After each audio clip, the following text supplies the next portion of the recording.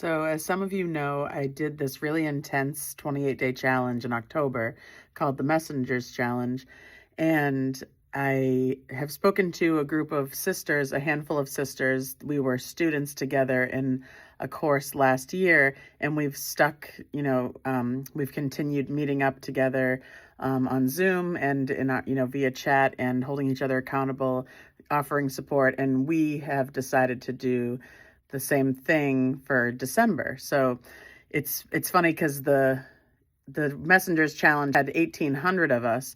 So the energy was so intense and ferocious and excited. It was just very extreme. And I was a little bit hesitant of committing to another month-long challenge, especially with the holidays. But I can't help but notice that because it's about, I think maybe 4 or 5 of us and all girls, it's a different energy. It's it's a lot more peaceful. And I think also because I've moved through a lot of fear in October to be seen and to use my voice, this is a lot easier for me. I can see where I could easily make excuses for myself, like, oh, it's the holidays, it's a busy time of year. But it's really not. It's a lot less busy than I was making it out to be in my mind. So I'm really glad that I signed on to do this again. And I'm hoping that I'll just be continuing and won't need to even do these challenges, and I'll just be wanting to get on here regularly and share my voice and whatever message is wanting to come through me. And so today, what is alive for me is earlier today, I received a text from a friend, and it brought up a lot. I was moved to tears of gratitude, but she had said, I see that you've really always cheered me on and been behind me and have been encouraging me. And if you're someone who holds yourself and others accountable, you of course know that you will be seen as a monster by many. And it's a beautiful thing when you are holding people accountable and they later on move into willingness. Maybe they're starting to set boundaries for themselves. Maybe they're starting to people please less and to realize their worth. And then they come into a place where they can really see your intentions and the purity of them, and that other people were just letting them stay in lack and not really sending a message of, I believe in you. I believe you're capable of incredible things.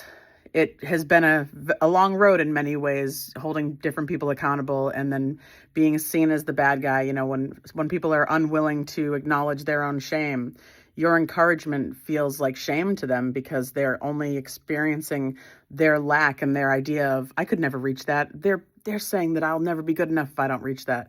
If people are not acknowledging their own guilt, they will believe you are guilting them. If they don't acknowledge their own fears, they will believe you are instilling fear in them when they're triggered with these emotions. And so it's cool when it comes full circle. And I think it goes without saying that when you live a life of integrity, you know that some people will never come into the reality of who you actually are and what your intentions really were. And I think that in that happening today, I was able to see that it's okay that it does bother me on some level that I'm seen as a villain when I'm not by others.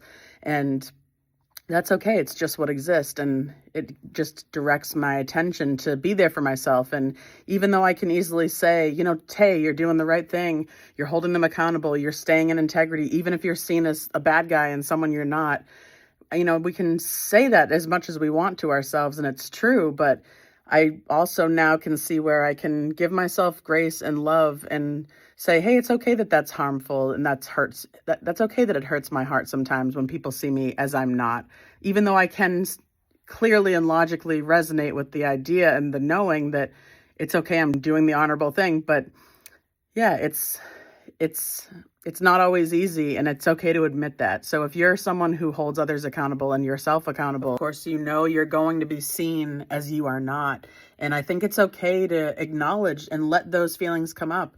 And I like to let them come up so much that they have a voice, a stance, a movement. And I really create the space that's safe for that part of me to speak and say, and it feels like a much younger version of me. And I say things like, it's harmful when people don't see me as I am. I'm projected on and made out to be this person that I'm not.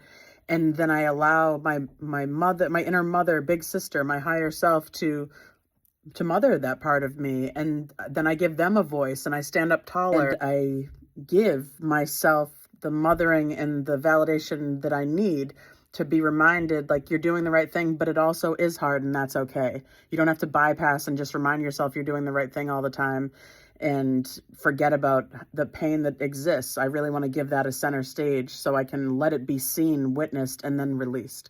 So if you are someone that holds yourself and others accountable, I see you, you're not alone. And if you need support with this, please reach out to me. I'd love to be there for you. I understand this path, and sending you love.